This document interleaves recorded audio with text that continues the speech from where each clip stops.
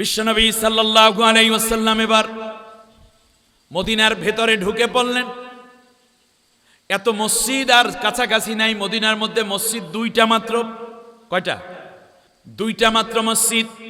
একটা হলো মসজিদে কোবা, আর একটা মসজিদে নববী। এত লোক না, এত বেশি মুসলমান হয় নাই যে আরো একটা মসজিদ দরকার। এখন তারা মসজিদ একটা বানাইয়া ফেলাইছে, এটার নাম হইছে মসজিদে জেরা, বিভক্তির মসজিদ। কিসের মসজিদ? আল্লাহ তাআলা বলছেন এটা মসজিদান জেরান, এটার নাম হইল বিভক্তির মসজিদ। আমাদের দেশেও কিছু কিছু লোক এরকম আছেন যারা এই রকম মসজিদ বানাইছে। মসজিদ হলো আল্লাহর ঘর, জোরে বলেন মসজিদ কি? কিন্তু এর মধ্যে নামে নামে পার্থক্য করা হয়েছে। ঐক্য করার জন্য নাকি তাফরিক করার জন্য বলেন? হ্যাঁ, ইল্লা আন তাকাত্তা কুলুবুহুম। এই মসজিদগুলো তৈরি করা হয়েছে মুমিনের অন্তরগুলোকে বিভক্তি তৈরি করার জন্য।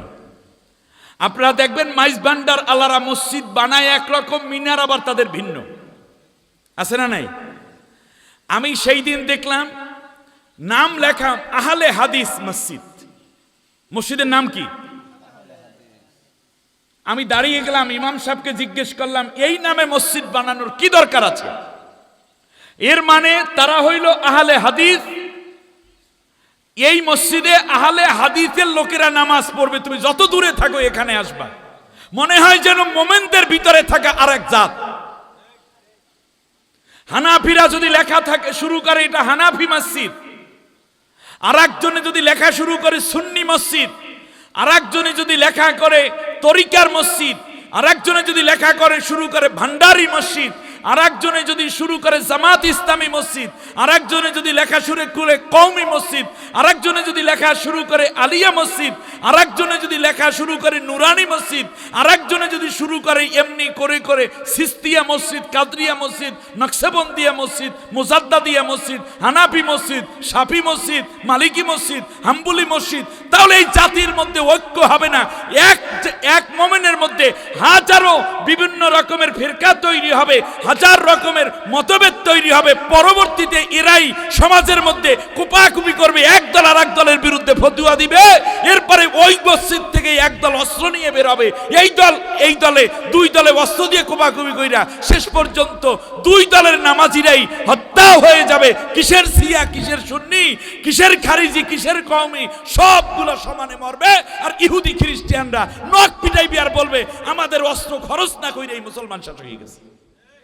আজ ইতিহাসের গোড়ায় এসে যদি দাঁড়িয়ে বলি, যারা এই ধরনের তাফরিক তৈরি করছেন তারা একামতে দ্বীনের সাথে কম সংখ্যক লোকই জড়িত। বরং আল্লাহর জমিনে আল্লাহর আইন দিয়ে দেশ চলুক এইটা যারা চায়, এজন্য যারা জীবন দিয়েছে, শহীদ হয়েছেন, ফাঁসির মঞ্চে গেলেন, যারা আয়না ঘরে গেলেন, জীবন রক্ত দিলেন, সন্তান হারালেন, কেউ বাবা হারিয়েছে, কেউ ভাই হারিয়েছে, বরং তাদের বিরুদ্ধে এরা মোটা গলায় ফতোয়া দেয়, তাগুতের সাথে আতাত করে, ইসলামী আন্দোলনের বিরুদ্ধে ফতোয়া মারে। এদের উদ্দেশ্য বড়ই খারাপ।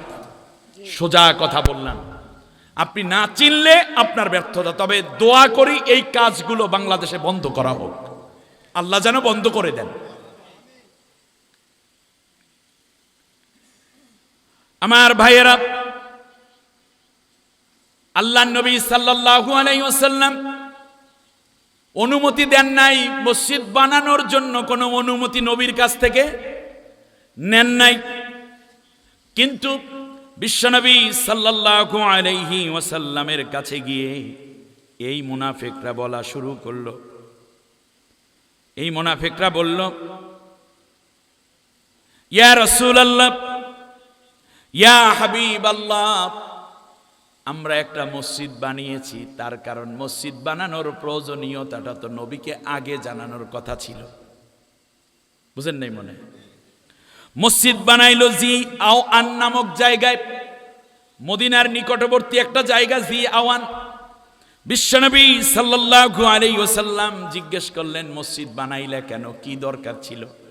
রাহমাতুল লিল আলামিন ছোট্ট কোশ্চেন করলেন, মুনাফিকরা জবাব দেয়, আমরা যারা শক্তি আছে, সামর্থ্য আছে, তারা তো হেঁটে হেঁটে মসজিদে নববীতেই আসি। কিন্তু আমাদের মহল্লা, আমাদের গ্রামে, আমাদের পাড়ায় কিছু বৃদ্ধ মানুষ আছে যারা এত দূরে হেঁটে আসতে পারে না। শোনেন নাই মনে হয় কথা? এত দূরে হেঁটে আসতে পারে না, কিন্তু তারা তো জামাতে নামাজ পড়তে চায়। কিংবা ও দূর থেকে আসতে গিয়ে জামাত যদি ছুটে যায়, আমরা তো জামাত ছাড়া নামাজ পড়ি না। কে কয়? মুনাফিক বলতেছে আমরা তো আবার জামাত ছাড়া নামাজ পড়ি না। আপনি জানেন আমরা দৌড়াই আসলেও আমাদের ছোট বাচ্চাগুলো দৌড়াইয়া পারে না, আবার আমরা কাজে আটকাইয়া যাই, মাঝে মধ্যে আসতে পারি না, কিন্তু জামাত ছাড়া তো নামাজ হয় না। অতএব নবী ওই রকম অবস্থায় বৃদ্ধদের জন্য, শিশুদের জন্য, পঙ্গুদের জন্য একটা মসজিদের ব্যবস্থা আমরা করেছি। আপনি খুশি হবেন, সুন্দর কইরা বানাইছি মসজিদখানা। যুক্তির কাছে নবী হেরে গেলেন। রাসূল সাল্লাল্লাহু আলাইহি ওয়াসাল্লাম বললেন, তোমরা যেই মসজিদ বানিয়েছো এইটা আমি এখন উদ্বোধন করতে পারবো না, আমি এখন তবুকের যুদ্ধে রওনা করছি। কয় নবী তবুকের যুদ্ধে যাওয়ার পথেই মসজিদটা? তবুকের যুদ্ধে যাওয়ার শুধু আপনি দাঁড়াইয়া দোয়া করবেন। উদ্দেশ্য ছিল আল্লাহর রসুল নিজে যদি এই মসজিদের উদ্বোধন করেন, আর নবীর সুন্নাহ হইল মসজিদ উদ্বোধন মানে নবী ওখানে 2 রাকাত নামাজও তো পড়বে কমপক্ষে, নবী নিজে ওখানে নামাজ পড়বে, নবী দোয়া করবেন, আর ওরা সাক্ষী হয়ে যাবে, বলতে থাকবে নবী নিজে এখানে নামাজ পড়ছে, মসজিদের মর্যাদা অনেক বেড়ে গেছে, নবী নিজে এখানে দোয়া করছে, অতএব এটা মকবুল মসজিদ মানে কবুলকৃত মসজিদ। আর ভিতরে বসে ইসলামের বিরুদ্ধে মিটিং করবে। কথাটা বোঝেন নাই মনে? তাহলে বোঝা যায় মুনাফিকরাও মসজিদ বানায়, মুনাফিকরা মসজিদ কমিটির সভাপতি হয়, মুনাফিকরা মসজিদের ক্যাশিয়ার হয়, মুনাফিকরা মসজিদে ডোনেশন করে। এই মসজিদে অনেক বুজুর্গদেরকে আইনা সব গুজারি করে, সভ্যদারি করায়, দোয়া করায়, পিসাবের পদধূলি লাগায়, এরপরে ওখানে বসে বসে আল্লাহর কোরআনের কর্মীদের বিরুদ্ধে হাজার ষড়যন্ত্রের মিটিং করে। ঠিক কিনা বলে?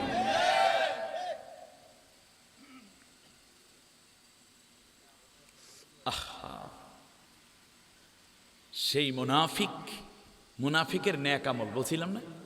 এই তো বলছেন। তো মুনাফিকরা যে মসজিদ বানায় এর উদ্দেশ্য কি? দিনের কাজ করে না, দিনের 12টা বাজানো।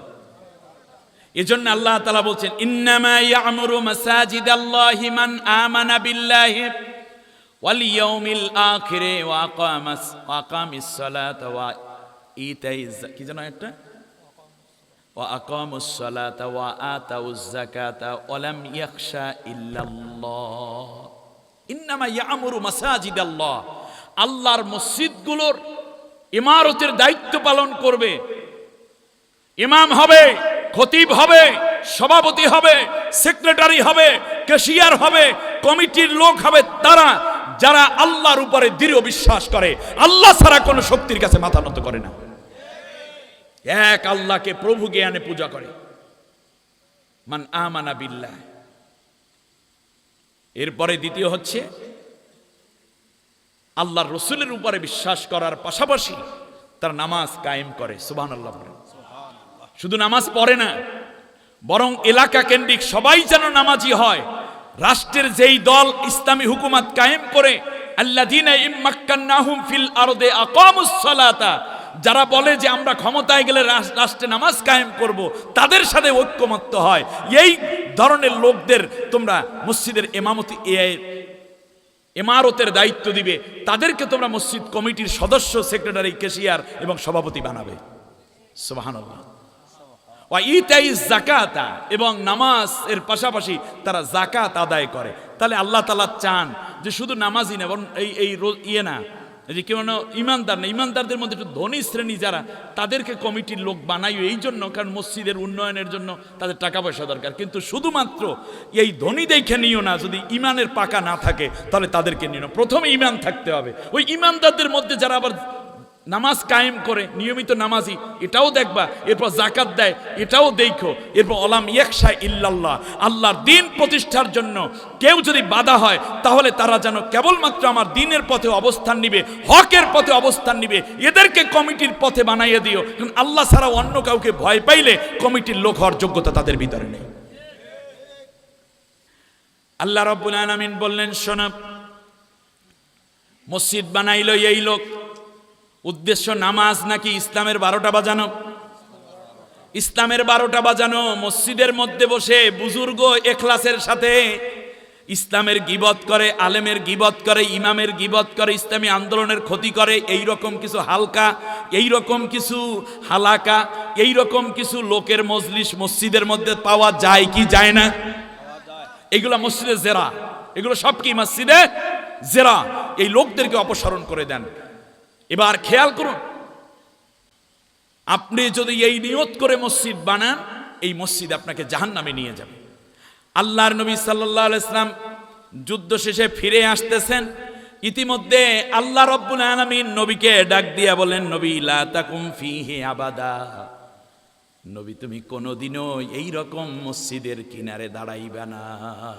আল্লাহু আকবার। যেই মসজিদ বানানো হয়েছে ইসলামের ক্ষতির জন্য, এই জায়গায় তুমি নামাজে দাঁড়াবে না।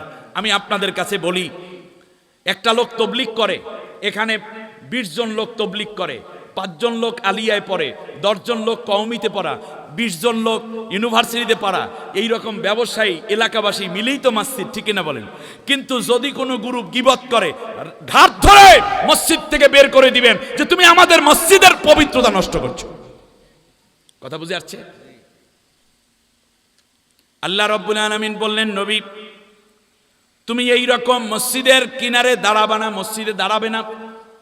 হযরতে রাসূল সাল্লাল্লাহু আলাইহি ওয়াসাল্লাম চলে গেলেন মদিনায়। যাওয়ার পরে ওমর রাদিয়াল্লাহু তাআলা আনহুকে বললেন, ওমর, অমুক জায়গায় একটা মসজিদ তৈরি করা হয়েছে, তুমি এই মসজিদটাকে ধ্বংস করে আসো। হযরত ওমর রাদিয়াল্লাহু তাআলা আনহু আর 3 জন সাহাবীকে নিলেন, মোট 4 জন। এই 4 জন গিয়ে এই মসজিদটাকে ভেঙে চুরে আগুন লাগাইয়া পুড়ে ছাই করে দিয়ে হযরতে ওমর রাদিয়াল্লাহু তাআলা আনহু নবীর কাছে হাজির। সুবহানাল্লাহ। তাহলে সব মসজিদ মসজিদ হয় যেই মসজিদে গীবত চলে, যেই মসজিদে ইমাম খতিবের অপমান করা হয়, যেই মসজিদের মিম্বরে বসে ইমাম সত্য বলতে পারে না, যেই মসজিদ ফাসেক ফুজ্জার দ্বারা পরিচালিত, ইসলামের কথা বলার সাহস থাকে না, সেই মসজিদ মূলত মসজিদের জায়গা নয়। এই মসজিদের কমিটি চেঞ্জ করে সত্য দিন প্রচারের মসজিদে রূপান্তরিত করতে হবে। আল্লাহ আমাদের এই বাংলাদেশের মসজিদগুলোকে ন্যায় এবং হক কথার মার্কাজে পরিণত করে দিন। আর কওমি ভাইদেরকে বলি, আপনারা সুযোগ পাইলেই কোনো মসজিদের ইমামতি নিতে যায় না, আগে জানবেন ওই হুজুরটাকে কেন তাড়ানো হলো। যদি দেখেন যে আপনার প্রতি অতি লোভী হয়ে আপনাকে সুনাম বলে নিচ্ছে, আগের লোকটার বদনাম বলছে, মনে রাখবেন কালকে আপনারও বদনাম এই কমিটি করবে। আজকে আপনাকে যেমন সম্মানিত করছে, একসময় ওই হুজুরকে এই সম্মানের সাথেই এনেছে। আজকে যেমন তাকে অপমানিত করছে, আপনার বিরুদ্ধেও আগামীকাল অপমানের মামলা তারা দায়ের করবে। অতএব দ্বীনি ভাই হিসাবে আমি আরজি করব, এমন কোন ওই যে আলিয়ায় পড়ে, কওমিতে পড়ে, উনিও আলেম উনিও আলেম, এই দ্বীনি ভাই হিসাবে, এক কালেমাওয়ালা মুমিন এবং আলেম হিসাবে আপনি হুট করে কোনো মসজিদে যাওয়ার চেষ্টা করেন না, তাহলে এটা দ্বীনের মধ্যে ক্ষতি হবে। এবং এটা আল্লাহ রাব্বুল আলামিন যেটা বলেছেন, ইল্লা আন তাকাত্তাআ কুলুবুহুম, যে মানুষের অন্তরের মধ্যে বিভেদ সৃষ্টি করার জন্য এই মসজিদগুলো তৈরি হয়। আল্লাহ আমাদেরকে হেফাজত করুন, বলেন আমিন।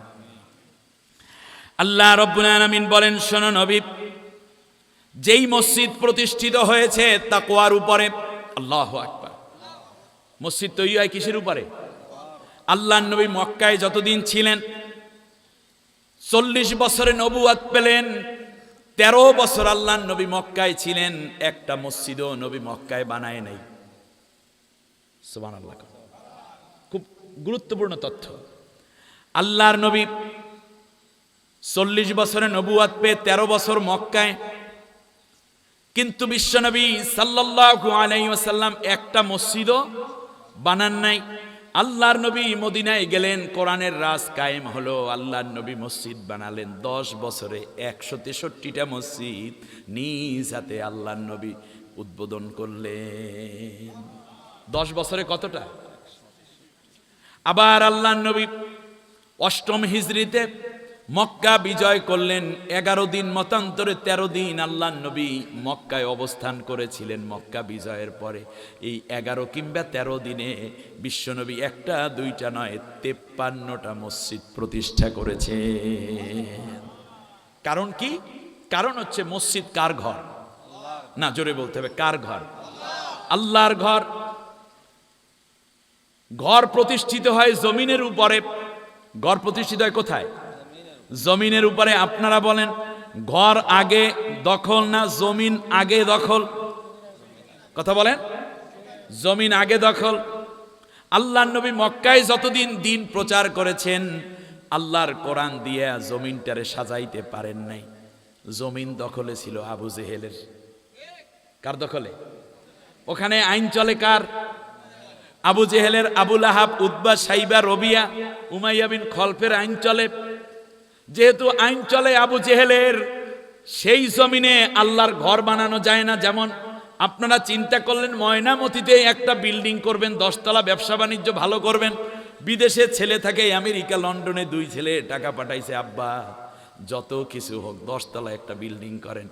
জমিন হইছে জব্বর মিয়ার, আপনি কেনেন নাই, রেজিস্ট্রেশন করেন নাই, মিউটেশন করেন নাই, যাইয়া 2 বছর বৈশা বৈশা 10 তলা বিল্ডিং করে ফেলেছেন। ঘর কি আপনার থাকবে না জব্বর বেআইসা ভাঙ্গা ফেলাইবে? আগে কি ঘর বানাবেন না আগে জমিন উদ্ধার করবেন? আল্লাহর রসুল মক্কায় জমিন উদ্ধার করতে, জমিন ছিল কার দখলে? জমিন আইন চলে কার? আবু জেহেলের, আবু লাহাবের আইন চলে। আল্লাহর নবী মদিনায় হিজরত করলেন। মদিনার লোকেরা বলল, মুহাম্মদ আপনি আমাদের দেশে এসেছেন, এখন থেকে মদিনার রাষ্ট্রপ্রধানের দায়িত্ব আপনি পালন করবেন।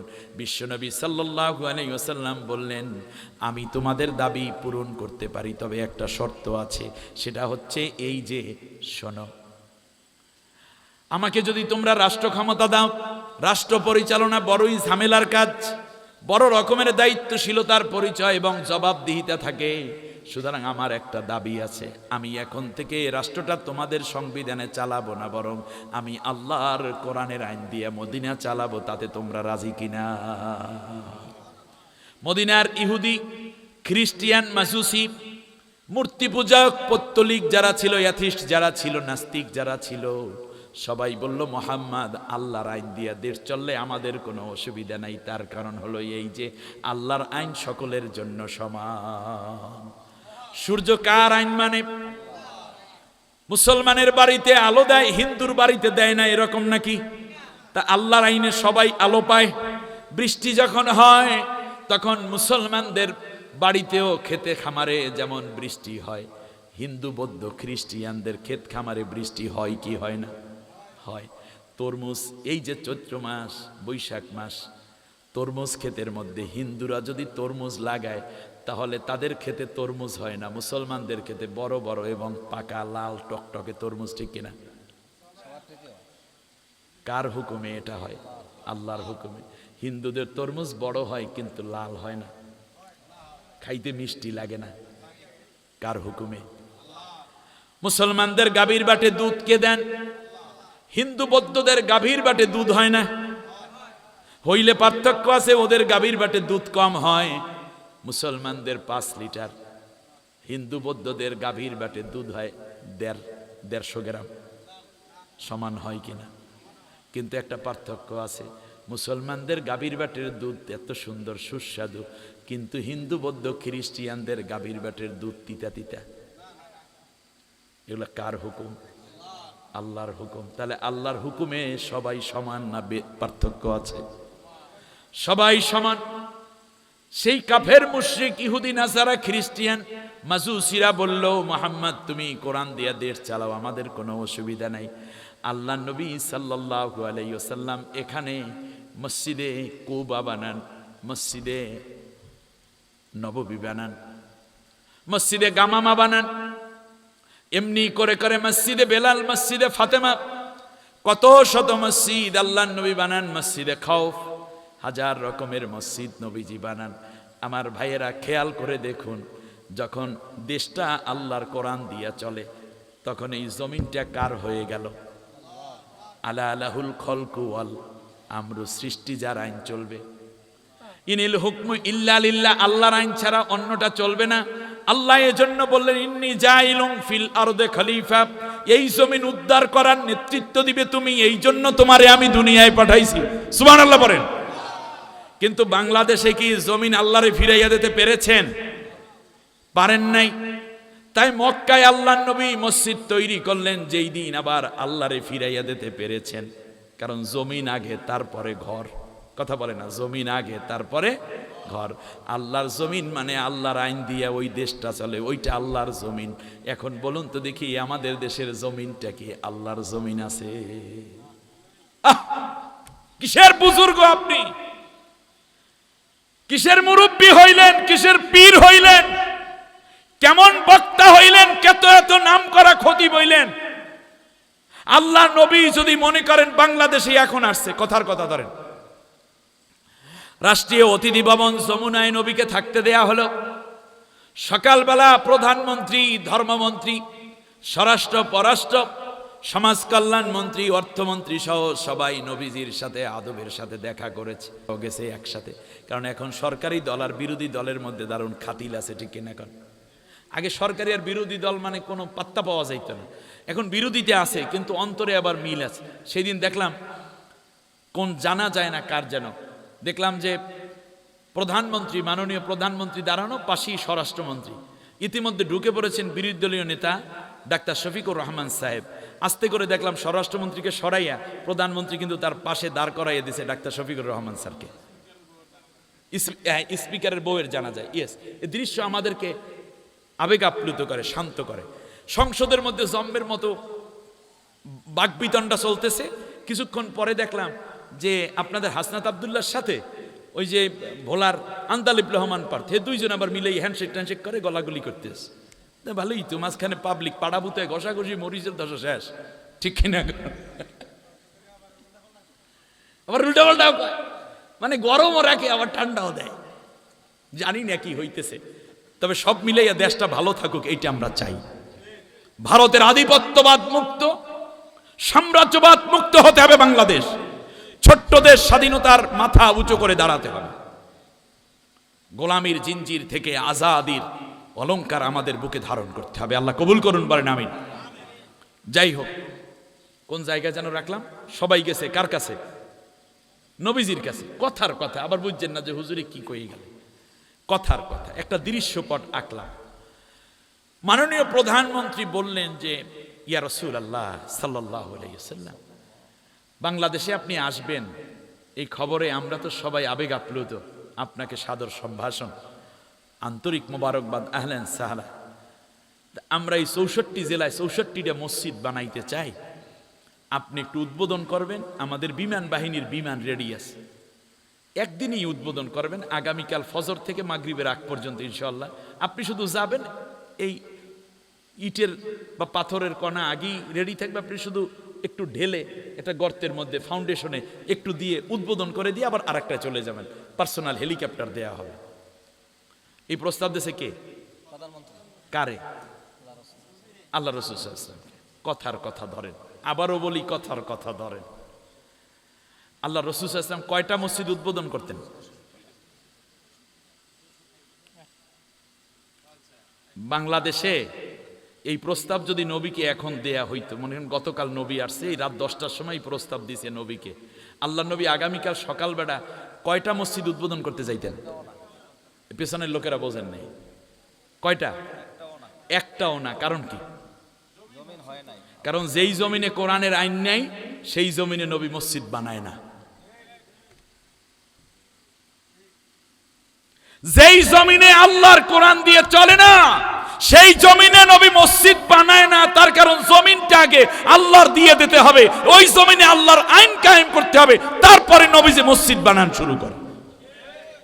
আর তাগুতের হাতে আইন, আর আপনি ইমাম সাহেব, খতিব সাহেব, তাও আবার অন্য এক আলেম ভাইকে ঠকাইয়া, তারাইয়া দিয়া, তার বিরুদ্ধে গীবত করাইয়া, কমিটিকে প্রভাবিত কইরা তার বিরুদ্ধে উনি জমাত করে, উনি হেফাজত করে, উনি তবলিগ করে, এইরকম বাজে কথাবার্তা বইলা তারপরে 20-30 হাজার টাকার গোলামির জিঞ্জির পরার জন্য আপনি মসজিদের ইমামতিতে বসেছেন।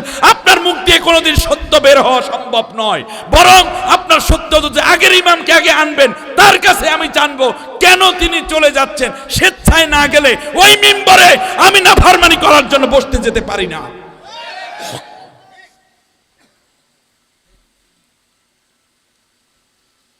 আপনি আলেম হয়ে কমিটিকে কেন জিজ্ঞেস করতে পারেন না আগের ইমামকে কেন বাদ দিয়েছেন বলেন? আপনি ইমামকেই তো, আপনি কমিটির লোকদেরকে তো সত্য বলতে পারেন নাই, অতএব আপনি দালাল হয়ে থাকবেন। আপনি হবেন মুনাফিক সর্দার, আর মুসল্লিগুলোরে সব মুনাফিক বানাইয়া আপনি সবগুলো জাহান্নামে নেয়ার পায়তারা করছেন। আপনি এই জাতি নিয়ে আপনার মাথা ব্যথা নাই, ইকামতে দ্বীনের ব্যাপারে আপনার কথা নাই, আল্লাহর বিধান প্রতিষ্ঠার জন্য আপনার চিন্তা নাই। যেই জমিনে আল্লাহ রাব্বুল আলামিনের কোরআনের বিধান প্রতিষ্ঠিত থাকে না, সেই জমিনে নবীজি মসজিদ বানায় না। মক্কায় 13 বছর আল্লাহ নবীর হাতে কি টাকা কম ছিল? ওমর রাদিয়াল্লাহু তাআলা আনহুর পয়সাপাতি ছিল না? ওসমান রাদিয়াল্লাহু তাআলা আনহুকে বলা হতো ওসমান গনি, ধনী। হযরত আবু বকর রাদিয়াল্লাহু তাআলা আনহুর হাতে টাকা পয়সা ছিল না? ছিল। আল্লাহ নবী চাইলে সবাইকে মিলাইয়া একটা মসজিদ বানাইতে পারতেন না? নামাজ ফরজ হয়েছে মদিনায় না মক্কায়? মক্কায়, মেরাজে। তাহলে মক্কায় তো আল্লাহ নবী জামাতে নামাজ পড়ার জন্য একটা মসজিদ বানাইতে পারতেন, মসজিদ বানান নাই কি অর্থের অভাবে? তাহলে অর্থ হলেই নবী মসজিদ বানায় না। আমার প্রিয় জ্ঞানী শ্রোতা ভাই বোন, ভালো করে বুঝুন, অর্থ টাকা পয়সা থাকলেই নবী মসজিদ বানান না, বরং আগে আল্লাহর কোরআন দিয়ে দেশ চালানোর পরিবেশ আগে তৈরি করেন। তারপর টাকা পয়সা না থাকলে গরিবের অর্থ দিয়ে আল্লাহর নবী প্রথমে একটা দোচালা খেজুর পাতার ঘর বানাইয়া আল্লাহর নবী মসজিদ বানান। মসজিদে নববী কি এইরকম ছিল? কি ছিল? খেজুর পাতা কেমন ছিল বোঝেন? মদিনায় বৃষ্টি নাই, শুনতেছেন আপনারা? মদিনায় বৃষ্টি নাই। আল্লাহ নবী সাল্লাল্লাহু আলাইহি ওয়াসাল্লামের হিজরতের 4র্থ বছর, 4টা বছর হয়ে গেছে, এখনো পর্যন্ত বিশ্ব নবী মসজিদ বানাইছেন ঠিকই, কিন্তু উপরে ভালো চাল দিতে পারেন নাই। গরিব এবং ধনী সাহাবীদের সমন্বয়ে গড়া মসজিদ। বিশ্বনবী সাল্লাল্লাহু আলাইহি ওয়াসাল্লাম প্রচন্ড গরমে সাহাবীদেরকে নিয়ে নামাজ পড়তেছেন। জুহুর সালাত আদায় করার পরে হযরতে আবু বকর আল্লাহর নবীর কাছে গিয়ে আরজ করলো, ইয়া রাসূলুল্লাহ, বিগত 2 মাস পর্যন্ত মোটেও বৃষ্টি নাই, খেজুরের মুকুলগুলো পড়ে যাচ্ছে, উট দুম্বা বকরি ভেড়াগুলো পানির অভাবে ছটফট করছে, ফসলগুলো মরে যাচ্ছে, গমগুলো ঝরে যাচ্ছে, ভুট্টাগুলো জবগুলো ঝরে পড়ে যাচ্ছে, জমিনে কোনো তস নাই, জমিনে কোনো সিক্ততা নাই। ইয়া রাসূলুল্লাহ, একটু দোয়া করেন বৃষ্টির জন্য। আল্লাহ নবী বলেন, আগামীকাল ফজরের পরে সবাই আমরা দোয়া করতে যাব।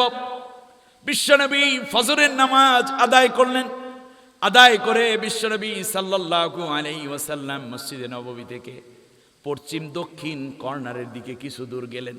যাওয়ার পরে আল্লাহর রসুল বললেন, তোমাদের জামাগুলো উল্টাইয়া পড়ো। আল্লাহর নবী দোয়া করলেন, সালাত আদায় করলেন, সালাতুল ইস্তিসকা পড়লেন। এইভাবে আল্লাহর নবী দোয়া করলেন, হাত উঁচু করতে থাকলেন, আল্লাহ তাআলার কাছে দোয়া করতেছেন, আল্লাহ তুমি আমাদেরকে বৃষ্টি দাও, বৃষ্টির অভাবে আমার মদিনা খা হয়ে যাচ্ছে। নবীজি দোয়া শেষ করার আগে আসমান থেকে অঝোর ধারায় মুষলধারে বৃষ্টি শুরু হয়ে গেল। সাহাবীগণ বলতেছেন, আমরা পুরোপুরি ভিজে গেলাম। এরপরে মসজিদে নববীর ভেতরে চলে আসলাম, ভেজা নামাজ নিয়ে আল্লাহর শুকরিয়া আদায় করলাম। 1 দিন 2 দিন নয়, একটানা 7 দিন পর্যন্ত বৃষ্টি, একটা সেকেন্ডের জন্য বৃষ্টি থামে না। ওই বৃষ্টির পানিতে মসজিদে নববীর ফ্লোর পর্যন্ত ভিজে গেছে, আমরা এখন কাদা মাখা বালু মাখা, সিজদা করতে পারি না, হাঁটু গেড়ে যায়, পা গেড়ে যায়, সিজদা দিতে গেলে নাক এবং কপাল গেড়ে যায়। তাহলে বোঝা যায় আজকের যে চাকচিক্যপূর্ণ মসজিদ, এই মসজিদে নববী ছিল না, ঠিক কিনা? 4 বছর পর্যন্ত আল্লাহর নবী ওই যে ফাঁক দিয়া পানি পড়ে এমন ছাউনি দিয়ে নামাজ পড়লেন, এরপরেও নামাজ পড়লেন। মসজিদের সংস্কার হয়েছে ওসমান রাদিয়াল্লাহু তাআলা আনহুর সময়। বুঝতে পেরেছেন আপনারা? ওসমান রাদিয়াল্লাহু আনহুর সময়। এর আগে এইরকম ছিল মসজিদ। আমার কথাটা আপনাদের কাছে অসঙ্গতি মনে হতে পারে। একটা মসজিদ তৈরি করার জন্য 50-60 কোটি টাকা, 10-12 কোটি টাকায় 1 কোটি 1.5 কোটি টাকা ব্যয় করা হয়, হয় কিনা বলেন? অথচ ওই মসজিদের পাশে ছোট্ট ঝুপড়ির মধ্যে এক বিধবা নারী, যে তার স্বামী হারানোর পরে গার্মেন্টসে চাকরি করে। এই আমি একটি জাতীয় কথা বলছি, কান খাড়া করে শুনতে হবে। ওই মসজিদের পাশেই রাতের আধারে, গভীর রাতে সন্তান মায়ের কাছে খাদ্যের জন্য কান্না করছে, আছে না নাই? কথা বলেন না কেন? রাত 10টার সময় কোন এক তালাক প্রাপ্তা নারী কিংবা এক বিধবা নারী এসেছে তার সন্তানকে রান্না করে খাওয়ানোর জন্য। বাজার থেকে প্রয়োজনীয় খাবারটাও আনতে পারে নাই, কোন রকম আলু ভর্তা আর 2টা ভাত সন্তানের প্লেটে তুলে দিয়ে মাখাইয়া মুখের মধ্যে লুফে দিচ্ছে। সারাটা দিন সে বাইরেই থাকতে হয়েছে গার্মেন্টসের ডিউটি পালন করার জন্য। ঘরের মধ্যে একটা ফ্যান নাই, অথচ মসজিদে এসি লাগাবে বলে 10টা এসি লাগবে, 12 জন দাঁড়াই গেছে। নিচে দামি কার্পেট বেছানো লাগবে, 20টা কার্পেট, 30 জন দাঁড়াই গেছে। এক একটা কার্পেট 14,000 টাকা করে। ফ্যান লাগবে 15টা, 30 জন দাঁড়াই গেছে, 30টা দেবে। মসজিদের স্বাভাবিক ফ্লোর হবে না, এখন দামি টাইলস। একটা টাইলসের দাম 1800 টাকা করে, 1 ফিট বাই 1 ফিট। এইটা লাগাইতে হবে। একটা মিম্বর বানাতে হবে, ইমাম সাহেবের 4 লক্ষ টাকার ডিজাইন। সভাপতি, সেক্রেটারি, ক্যাশিয়ার দাঁড়িয়ে বলে আগামী 6 মাসে আমরা 6 কোটি টাকার কাজ করাতে চাই, আপনারা যে যা পারেন আল্লাহর ওয়াস্তে দান করুন, বেশি ফায়দা হবে।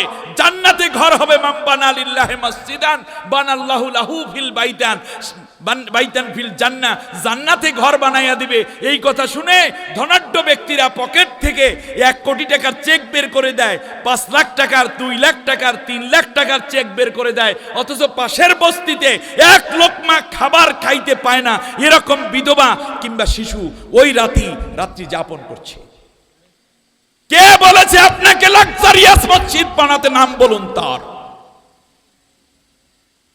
এক একটা মসজিদে যেই অপচয় করা হচ্ছে আমার বাংলাদেশেও, তা দিয়ে একটা মহল্লার সব গরিব মানুষকে যদি ভাগ করে দেয়া হতো তাহলে ওখানে কোনো দরিদ্র ব্যক্তি থাকতো না।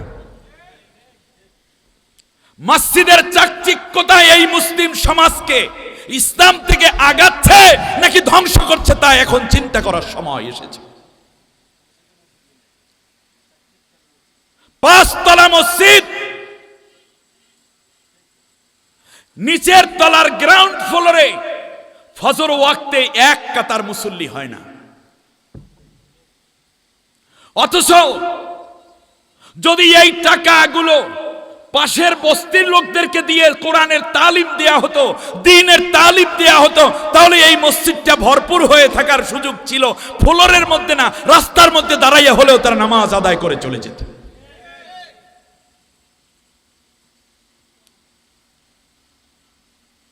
ইমাম সাহেবের বেতন 3 মাস বাকি। কমিটির লোক দাঁড়াইয়া বলে ইমাম সাহেবের বেতন বাকি, উনি খুব ধৈর্যশীল মানুষ, অসুবিধা নাই। ইমাম সাহেব বেতন চাইলে বলে হুজুর দেখেন সামনে 3 কোটি টাকার কাজ হাতে নিছি, মাত্র 1.5 কোটি টাকা হয়েছে, আপনি এত বেতন দিয়ে করবেন কি? আল্লাহর কাছে চান, ইনশাআল্লাহ পাইয়া যাইবেন, অসুবিধা নাই, বেতন মারিয়ে খামো না।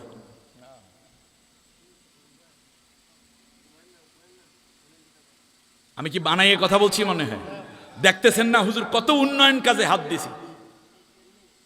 বেশিরভাগ ফাসেক ফুজ্জার এবং তাগুতের দালালেরা এবং মুনাফিক স্টাইলের খাস কিছু মুসলমান দাড়ি টুপিওয়ালারা জ্ঞানহীন, ইসলামহীন, ইলমহীন হওয়ার কারণে তারা মসজিদ উন্নয়ন করে নিজের ক্যাপাবিলিটি নিতে যাচ্ছে, নিজের ক্রেডিট নিতে যাচ্ছে। প্রত্যেক জুমার আগে সভাপতি, সেক্রেটারি এরা দাঁড়াইয়ে বক্তব্য দেয়। আপনারা জানেন আমাদের এই মাত্র 1.5 বছরে আমরা 3.5 কোটি টাকার কাজ করাইছি। আর প্রত্যেক নামাজের মধ্যে নামাজ শেষে ইমাম সাহেব সভাপতির জন্য, তার 14 গোষ্ঠীর মা বাবা ভাই বোনদের জন্য, সেক্রেটারির জন্য, ক্যাশিয়ারের জন্য দোয়া করতে করতে ওর ঠোঁট লাল কইরা ফেলায়। তুমি একটা তাগুতের দালাল হয়ে আছো খতিব, ওর পিছনে নামাজ পড়া জায়েজ নয়। ইমামগুলো ইমানহীন, বেশিরভাগ ইমাম ইমানহীন। কি রাগ করেছেন? রাগ করেছেন। আপনি সত্য বলতে পারেন না, ওখানে বসেন না, দরকার নেই। আমার কাছে ভালো লেগেছে, রংপুরে এক ইমাম সাহেবকে বাধা দেছে এক মুসল্লি। হ্যাঁ, আপনি এই কথা বললেন কেন? ইমাম সাহেব দাঁড়াইয়া তাড়াতাড়ি আইনা পাশে দাঁড় করাইয়া ওনার মাইক্রোফোন দিয়ে দিয়েছে, আপনি খুতবা দেন। আমি না, বলেন ঠিক আছে কিনা? ঠিক আছে। অতএব মসজিদের মধ্যে যদি ইমাম খতিব সত্য কথা বলে, ইমানের কথা বলে, ইসলামের কথা বলে, সেটা যদি আপনার দলের বিরুদ্ধে যায়, নেতার বিরুদ্ধে যায়, যদি আপনার নিজের বিরুদ্ধেও যায়, হুজুরকে বলতে, হুজুর সত্যটা বলেন। সত্যটা না বললে আমরা তো সত্য জানবই না। আজকে কিছু নতুন সত্য পেয়েছেন না? হাজ্জাজ বিন ইউসুফ 80,000 আলেমকে হত্যা করেছে, তার মধ্যে 30,000 কোরআনে হাফেজ, 10,000 ছিল 1 লাখের অধিক হাদিস মুখস্থকারী হাফিজুল হাদিস। আপনারা বলুন তো দেখি, এই মানুষদেরকে হত্যা করার পরেও কতিপয় ওই যে মসজিদগুলো ছিল ভারতীয় উপমহাদেশে, ভারতে, আপনারা বলুন তো দেখি, এই মুঘল সাম্রাজ্যে সব মসজিদের ইমাম ছিল কি ছিল না? একদিকে খাঁটি আলেমদেরকে হত্যা করে,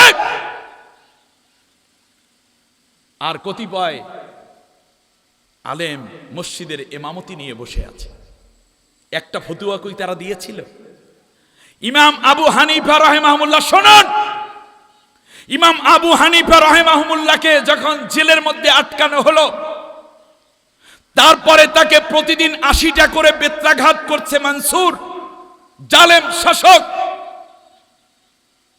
তখন 11 জন আলেমের কাছে ফতুয়া চেয়েছে, কেন্দ্রীয় উলামা পরিষদের কাছে। বাদশাহ মনসুর জিজ্ঞেস করলো এর শাস্তি কি হতে পারে? বলল যে কে হত্যা করা যায়। অথচ ইমাম আবু হানিফা রহমতুল্লাহ জোতা টানার যোগ্যতা আলেমদের ছিল না। আমি বানাই বলছি মনে। ইমাম আবু হানিফা রহমতুল্লাহ সত্যবাদী ছিলেন, জালেম শাসকের বিরুদ্ধে তিনি কথা বলেছেন। আর আপনি হানাফি মাযহাবের বয়ান দেন আর তাগুতের দালালি করেন। আপনার কথা এবং আমলে তো বিশাল ভুল। মসজিদে জেরা বানায়েন না, এটা মসজিদে তাকওয়া বানান। বলেন আমিন। আর এই তাকওয়া বানানোর মূল দায়িত্ব খতিবের, মূল দায়িত্ব ইমামের। এই জন্য তারা ইমাম এবং খতিবকে নিজের করে নিতে চায়, নিজের দলের নিতে চায়, নিজের মতের নিতে চায়। হকপন্থী ইমামদেরকে এখন মসজিদ থেকে এবং খতিবদেরকে মসজিদ থেকে তাড়ানোর ব্যবস্থা করা হচ্ছে। এটা হতে দিবেন না। বলল না, হত্যা করলে ঝামেলা হবে, তার অনেক ভক্ত আছে। বলল কি করা যায়? বলল যে তাহলে তার বিপরীত হাত পা কেটে দেন। বলে আয়াত কোথায়? দলিল পাইলেন কই? বলতেছি ইন্নাল্লাযীনা ইউহারিবুনাল্লাহ ওয়া রাসূলাহু ওয়া ইয়াসআউনা ফিল আরদি ফায়ুকাত্তালু আও ইউসাল্লাবু আও তুকাত্তা আইদিহিম আরজুলিহিম মিন খিলাফ আও ইউনফাউ মিনাল আরদ। যেই আয়াত সন্ত্রাসীর বিরুদ্ধে, ডাকাতের বিরুদ্ধে, চোরের বিরুদ্ধে, খুনিদের বিরুদ্ধে, সেই আয়াত আনছে কার বিরুদ্ধে? কারা? বাদশাহ মনসুর নাকি আলেমরা? তাহলে এই রকম গাজাখোর কিছু আলেম প্রত্যেক যুগে যুগে আছে, ঠিক না বলেন? আমাদের সমাজে নাই?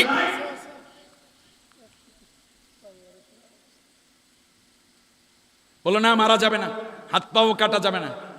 বললো যে বাদশাহ আপনার মতো এত সুন্দর দিনদার পরহেজগার বুজুর্গানে দিন বাদশার বিরুদ্ধে যে ফতুয়া দেয়, আর আপনার কথা মানতে সে যদি রাজি হয়ে নেই, যেহেতু অতএব সে আসলে সাধারণ কোনো জ্ঞানী নয়, সে হয়ে গেছে এখন মতিভ্রম। কি হয়েছে? মতিভ্রম হয়ে গেছে, ডোনাল্ড ট্রাম্পের মতো। অতএব এখন এই মতিভ্রম যদি হয় তাহলে মানুষ মদ খাইলে মতিভ্রম হয়। আল খমরু মা খমারাল আকল, মদ হইল সেইটা যা মানুষের বিবেককে নষ্ট করে দেয়। অতএব তার বিবেক নষ্ট হয়ে গেছে, তাই বিবেক নষ্ট হওয়ার শাস্তি তার উপর দেওয়া যায়, সেটা হলো প্রতিদিন তাকে 80টা করে বেত্রাঘাত করেন যতদিন সে ফিরে না আসে। ফতুয়া দিচ্ছে কারা? নিচ্ছে কারা? জালেম শাসক। বলেন, ফতুয়া দিচ্ছে আলেম আর নিচ্ছে আমাদের দেশে। এই জন্য স্বাধীনতার পর থেকে যারাই ক্ষমতায় আসছে তারা কতিপয় সুবিধাবাদী আলেমকে পকেটের মধ্যে নিয়ে প্রতিবাদী সৎ চিন্তার আলেমদের বিরুদ্ধে হাজার প্রপাগান্ডা করেছে, নির্যাতন চালিয়েছে। তার শেষ উদাহরণ হচ্ছে পালিয়ে যাওয়া ফ্যাসিস্ট সরকার, ঠিক না বলেন? জসিমউদ্দিন রহমানী, মাওলানা আল্লামা মামুনুল হক, আমাদের বাবু নগরী, সেখান থেকে ধরে নুরুল ইসলাম কাসেমি, আল্লামা দেলোয়ার হোসেন সাইদি, সেখান থেকে ধরে মাওলানা আব্দুস সুবহান, মাওলানা একেএম ইউসুফ, এমনি করে করে আহমদ শফির নওয়ারাল্লাহু মারকাদাহুম সহ অগণিত আলেমকে তারা নির্যাতন করে হেফাজতের রক্ত ঝরিয়ে তারা ক্ষমতায় থাকতে চেয়েছে। আর এক দল কুলাঙ্গার নামের আলেম তাদের পেছনে দাঁড়াইয়া দাঁড়াই বলছে যা করছেন ঠিক আছে। আমি আজ জীবন্ত কথাগুলো বলে গেলাম। আবারও যদি কেউ ফ্যাসিস্ট হয় দেখবেন তাদের সাথে কিছু আলেম আছে, পুরান ফ্যাসিস্টরা তাদেরকে হেল্প করবে এবং নতুন করে হক্কানি আলেমদেরকে মসজিদ থেকে বের করে দিবে, রাস্তার মধ্যে অত্যাচার করবে, আর ওরা বলবে যা করছেন ঠিক আছে। নাম হবে ওয়াহিল কওমি, ওয়াহিল আলিয়া, এইরকম নামে পার্থক্য হবে, কিন্তু নির্যাতন হবে আলেমদের উপরে। আল্লাহ আমার এই জাতিকে রক্ষা হওয়ার তৌফিক দান করুন। প্রিয় বন্ধুগণ, আমি সংক্ষিপ্ত করব বিধায় কথাগুলোকে এভাবে বলছি। তাহলে বলো দেখি, তাহলে কি করা যায়? বলে প্রতিদিন 80টা করে বেত্রাঘাত করবেন। ইমাম আবু হানিফা রহমতুল্লাহি আলাইহের উপরে, আমার দিকে তাকালেন না, প্রতিদিন কতটা করে বেত্রাঘাত করা হয়? 80টা করে বেত্রাঘাত করা হয়। একদিন এক দর্শনার্থী গিয়ে জিজ্ঞেস করলো যে আপনার কি এখানে কষ্ট হয় না? বলল না, আমার কোনো কষ্ট হয় না, কারণ আমি সত্যের উপরে আছি, আমার কষ্ট হবে কেন? তবে আমার বৃদ্ধা মা সপ্তাহে একদিন আসেন, তাকে দেখলে আমার কষ্ট লাগে যখন মা চোখের পানি ছেড়ে আমার মাথায় হাত বুলিয়ে দেন জেলের এই ফাঁকা জানালা দিয়ে। মায়ের কোনো খেদমত আমি করতে পারছি না, আমার বৃদ্ধা মায়ের জন্য কষ্ট হয়। আমার মা শক্ত মানুষ, তিনিও বলেন নোমান তুমি সত্যের উপরে আছো, সুতরাং কোনো চিন্তা করবা না, কারণ তোমাকে আমি গর্বে রেখে 80 বার বিশ্বনবী মুহাম্মদুর রাসূলুল্লাহকে স্বপ্নে দেখেছি। নবীজি বারবার এসে আমাকে বলেছেন আমার দোয়া তোমার গর্ভের মধ্যে যত্ন করবে তুমি। সুবহানাল্লাহ বলেন। তুমি ভুল সিদ্ধান্ত নিতে পারো না, তুমি যা করছো এটাই সুন্দর। ফজরের নামাজ পড়ছেন, এই অবস্থায় আল্লাহ তাকে নিয়ে গেলেন। আপনারা জানেন শেষ পর্যন্ত যা হবার তাই। এইদিকে রাতে মা মারা গেল, সকালবেলা আবু হানিফা রাহিমাহুল্লাহ সকালবেলা যখন তাকে নাস্তা দেওয়ার জন্য জেল দারোগা গেল, গিয়ে দেখতেছে সেজদায় পড়ে আছে। বলে এই নোমান বসো, নাস্তা নিয়ে আসছি। রুমের মধ্যে ছোট্ট প্রকোষ্ঠ জেলের, উঠছেন না। এই ওঠো, চাবুক দিয়ে 2টা আঘাত করেছে, নড়ে না। এভাবে পা দিয়ে ধাক্কা দিয়েছেন, নোমান ইবনে সাবিত কাত হয়ে পড়েছেন। বলে ব্যাপার কি? তারপরে হাত ধরে দেখে নোমান ইবনে সাবিত দুনিয়ায় নাই, সেজদার মধ্যে আল্লাহ তাআলার কাছে তিনি চলে গেছেন। লাশ নিয়ে যখন যাওয়া হলো, দেখতেছে ভেতর থেকে একজন নারীর লাশ নিয়ে আসা হচ্ছে। মা এবং সন্তানের লাশ একদিনই দাফন করা হলো। সুবহানাল্লাহ। আপনি কি নোমান ইবনে সাবিতের চেয়ে বেশি পরহেজগার? জীবনের শেষ মুহূর্ত পর্যন্ত ইসলামের উপরে ইস্তেকামাত থাকা আলেম আল্লামা দেলোয়ার হোসেন সাইদি, ঠিক না বলেন? হাজারো কষ্টের মধ্যে নির্যাতন সহ্য করেও দ্বীনের উপর ইস্তেকামত থাকার একজন মর্দে মুজাহিদ হচ্ছেন আল্লামা মামুনুল হক সাহেবের পিতা আল্লামা আজিজুল হক মুহাদ্দিস, বুখারী শরীফের অন্যতম একজন আলিম আল্লামা আজিজুল হক নওয়ারাল্লাহু মারকাদাহুম। জীবনের শেষ মুহূর্ত পর্যন্ত ইমানের উপর অটুট থাকা আল্লামা বাবু নগরী, ঠিক কিনা বলেন? এত সহজ। যখন আলেমদেরকে ফাঁসির রায় ঘোষণা করা হয় তখনও কিছু নামধারী ইমাম, খতিব এবং দুনিয়া লোভী উলামায়ে সু তারা গিয়ে শাহবাগে গিয়ে তাদের ফাঁসির পক্ষে নাস্তিকদের মঞ্চে উঠে স্লোগান দিয়েছে, ঠিক কিনা বলে? এদের বিচার না হওয়া পর্যন্ত আলেমদের সত্যিকার মর্যাদা ফিরে আসবে না। এখনো কিছু চাটুকার খুঁজে পাওয়া যাচ্ছে কি যাচ্ছে না? যাচ্ছে। ইমাম বুখারী রহমতুল্লাহ আলাইহি তো নির্যাতনই করা হলো, ইমাম হাম্বল রহমতুল্লাহকে জেলের মধ্যে পিটাইয়া হাত ভেঙে দেওয়া হলো। আপনি কি তাদের চেয়ে বেশি পরহেজগার? দ্বীন ইলাহি প্রত্যাবর্তন করল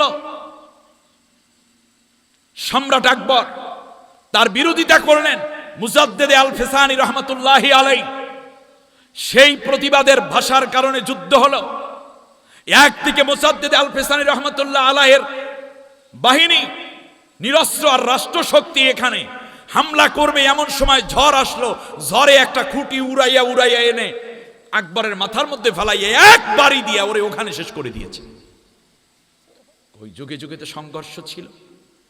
সেই আকবরের মন্ত্রী পরিষদে কি আলেম ছিল না? তাহলে হকপন্থী আলেম ছাড়া আপনি মসজিদের খতিব বানাইয়েন না। আজ চাটুকর এবং বেহাকপন্থীদের বড় রকমের জয় জয়কার অবস্থা শুরু হচ্ছে। অতএব মসজিদগুলো যদি জেরা হয়ে যায়, মসজিদে জেরা হয়, তাহলে আল্লাহ রাব্বুল আলামিনের সন্তুষ্টি এই জমিনে আসবে না। আল্লাহ নবী সাল্লাল্লাহু আলাইহি ওয়াসাল্লাম 7 দিন পর্যন্ত এই বৃষ্টি উপভোগ করলেন। সাহাবীগণ মদিনার মধ্যে ফুল ফসলে ভরে দেখত, ফসলগুলো দারুণ করে ফুটে উঠেছে, পশুগুলো ঘাস পাইল, গাছগুলো ফল দেয়া শুরু করলো, সবুজে সবুজে মদিনা ভরে গেল। কিন্তু মসজিদে নববী পানি পড়তে পড়তে একেবারে কি হয়ে গেছে? কাদা হয়ে গেছে। রাসূল সাল্লাল্লাহু আলাইহি ওয়াসাল্লামের মসজিদ তাহলে চাকচিক্যময় ছিল কি স্বাভাবিক ছিল? সাধারণ ছিল। আর আপনার মসজিদের এত চাকচিক্য মানে ঈমান শেষ। মসজিদের অতিরিক্ত যে অপচয় হয়, সেই টাকা দিয়ে দারিদ্র্য বিমোচন করলে মসজিদের পার্শ্ববর্তী যত গরিব মানুষ আছে সব মানুষগুলো স্বাবলম্বী হয়ে উঠতে পারে। মসজিদের অপচয় বন্ধ করুন। শেষ পর্যন্ত আল্লাহ নবীর কাছে সাহাবীরা এসে বলল, ইয়া রাসূলুল্লাহ, আর বৃষ্টি লাগবে না, একটু দোয়া করেন। এখন উল্টো দোয়া করেন। আল্লাহ নবী বললেন, যেখানে বসে দোয়া করেছিলাম বৃষ্টির জন্য আবার ওখানেই যেতে হবে, চলো। সব সাহাবী চলে গেলেন নবীর সাথে, যেখানে দোয়া করেছিলেন বৃষ্টির জন্য। বিশ্বনবী সাল্লাল্লাহু আলাইহি ওয়াসাল্লাম সেখানেই দোয়া করলেন, আল্লাহুম্মা লা তামতির আলাইনা ওয়ামতির আলা মা হাওলানা। রব্বুল আলামিন, আমাদের এখন আর বৃষ্টি দরকার নাই, এবার আমাদের উপরে বৃষ্টি তুমি থামাইয়া দাও। তবে বিশ্বের যেই যেই জায়গায় মানুষের বৃষ্টি দরকার সেখানে সেখানে তুমি বৃষ্টি দান করো।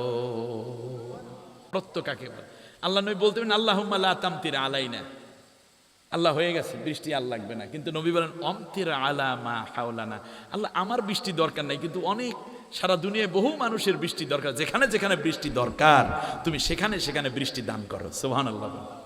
বৃষ্টি থেমে গেল। আমি বলতেছিলাম আল্লাহ নবীর মসজিদে নববী এত চাকচিক্যপূর্ণ ছিল না। যুগে যুগে বাদশারা এসে এসে তাদের ঐতিহ্য এবং তাদের কৃতি কার্য জাতির সামনে, বিশ্ববাসীর সামনে তুলে ধরার জন্য অনেক ক্ষেত্রে অহংকারী হওয়ার আশায় তারা এটাকে এত বেশি চাকচিক্য করেছে, যা অনেকটাও অপ্রয়োজনীয়, ঠিক কিনা?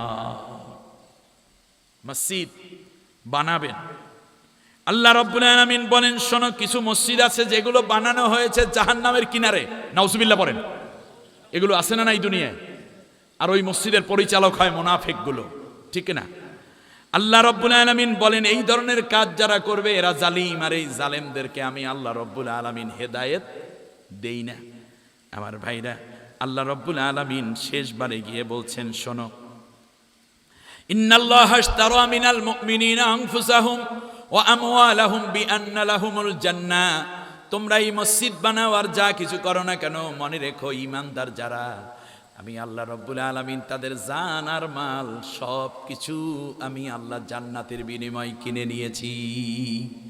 আর এই মানুষগুলো তাদের জান এবং মাল আমি নিয়েছি, জান দিয়ে আর মাল দিয়ে তারা শুধু মসজিদ বানায় না, বরং ইউকাতিলুনা ফি সাবিলিল্লাহ, তারা এই জান আর মাল দিয়ে আমি আল্লাহ রব্বুল আলামিনের পথে দ্বীন প্রতিষ্ঠার আন্দোলনে লড়াই করে। সুবহানাল্লাহ। আমাদের টার্গেট একটা মসজিদ বানাবো, বেচতে যাব, আর আল্লাহ তাআলা বলতেছেন তোমরা এই মসজিদে জেরা মেরা বানাইয়া উল্টাপাল্টা করিস না, একটা কাজ কর, মনে রাখিস আমি আল্লাহ তোদেরকে বানাইছি মূলত দ্বীন কায়েমের জন্য, আর সেই জন্য মূলত মাঝে মধ্যে জড়ো হওয়া দরকার 5 ওয়াক্তে, এই জন্য মসজিদে যাবি, আর মসজিদের মধ্যে যাইয়া ইসলামের বিরোধিতা করবি, ওটা মসজিদে জেরা, বরং ময়দানে কিভাবে কাজ করবি সেই পরামর্শ মসজিদে করবি। এই জন্য আমি আল্লাহ তাআলা একামতিস সালাহ, একামতি দ্বীন, একামতিস সালাহ হলো মসজিদের মধ্যে প্রমাণ, আর একামতি দ্বীন হইল বাইরে প্রমাণ। সুতরাং বাইরে প্রমাণ দেওয়ার জন্য একামতিস সালাহকে তোমরা ঐক্যবদ্ধ হবে, সারিবদ্ধভাবে কাঁধে কাঁধ মিলাইয়া দাঁড়াবে। আর বাইরে তুমি যখন যাবে, ইন্নাল্লাহা ইউহিব্বুল্লাযীনা ইউকাতিলুনা ফি সাবিলি সাফফান কাআন্নাহুম বুনিয়ানুম মারসুস। আমি এই মসজিদের মধ্যে নামাজ পড়া তোদের উপর ফরজ করলাম, যেমন সোজাভাবে দাঁড়াইয়া কাঁধে কাঁধ মিলাইয়া দাঁড়াইলি, ঠিক তেমনি নামাজের বাইরে দ্বীন কায়েমের জন্য আমি তোকে অর্ডার করলাম, তখনও মতভেদ করবি না, ঐক্যবদ্ধভাবে সীসাডালা প্রাচীরের মতো দাঁড়াইয়া আমার দ্বীন কায়েমের জন্য ময়দানে ঐক্যবদ্ধ থাকবা। এই জন্য মসজিদের মধ্যে যারা ঐক্য, বাইরেও থাকবে ঐক্য, মসজিদের মধ্যে পয়দা থাকবে না, নামাজ শেষ বাইরে গিয়ে দ্বীন কায়েমের জন্য মেহনত করা শুরু করে দিবা। আল্লাহ তাআলা বলছেন এই জন্য আমি তোমার সময়, শ্রম এবং আমি আল্লাহ তোমার অর্থকে কিনে নিয়েছি, আর এই যারা বিক্রি করবা আমি আল্লাহ তাদেরকে জান্নাত দিয়ে ধন্য করে দেব। সুবহানাল্লাহ। সম্মানিত ভাইরা, এলোমেলো কথা, তবে আমি বিষয়ের বাইরে যাওয়ার চেষ্টা করি নাই। তাহলে বোঝা যায় মুনাফিকরাও কি করে, মসজিদ, আবার মুনাফিকরা মসজিদ কমিটির সভাপতিও হয়, সেক্রেটারিও হয়, ক্যাশিয়ারও হয়, মসজিদের ডোনেশনও করে। উদ্দেশ্য কি? দ্বীন প্রতিষ্ঠা নাকি দ্বীন ধ্বংস? তাদের টার্গেট কি আল্লাহর সন্তোষ নাকি মানুষের প্রদর্শন ইচ্ছা? এদেরকে কমিটিতে রাখা জায়েজ হবে? এই লোকগুলো যতদিন থাকবে ততদিন এই মসজিদ মূলত নূরের আলো পাবে না, নূর পাবে না, এটা মসজিদে জেরা থাকবে। অতএব প্রত্যেকটা মসজিদে কমিটি সংস্কার করা আগে, তারপরে যদি লাগে ইমাম খতিব সংস্কার, ঠিক না বলেন? কারণ ফ্যাসিস্টদের রেখে যাওয়া কমিটির লোকেরাই নতুন করে খোলস বদলাইয়া আবার ফ্যাসিস্টের আচরণ করছে আলেম ওলামাদের সাথে, মসজিদের ইমাম খতিবদের সাথে। এই কমিটিগুলোকে চেঞ্জ করে হক্কানি, পরহেজগার, নেককার, দ্বীন কায়েমের কর্মী এবং খুলুসিয়াতের সাথে যারা আছেন, যারা আল্লাহ তাআলার প্রতি ঈমান আনে, নামাজ কায়েম করে, যাকাত আদায় করে, আল্লাহ ছাড়া অন্য কাউকে ভয় করে না, এই মানুষদেরকে কমিটির মধ্যে আনতে পারলি আল্লাহ রব্বুল আলামিনের মসজিদের হক আদায় হবে। আর নতুন মসজিদ আর মসজিদ সংস্কার, মসজিদের উন্নয়ন এটা করবেন, কিন্তু তার আগে এই জমিন আল্লাহর কোরআন দিয়ে না সাজালে এই মসজিদের কোনো মূল্য আল্লাহর কাছে থাকবে না।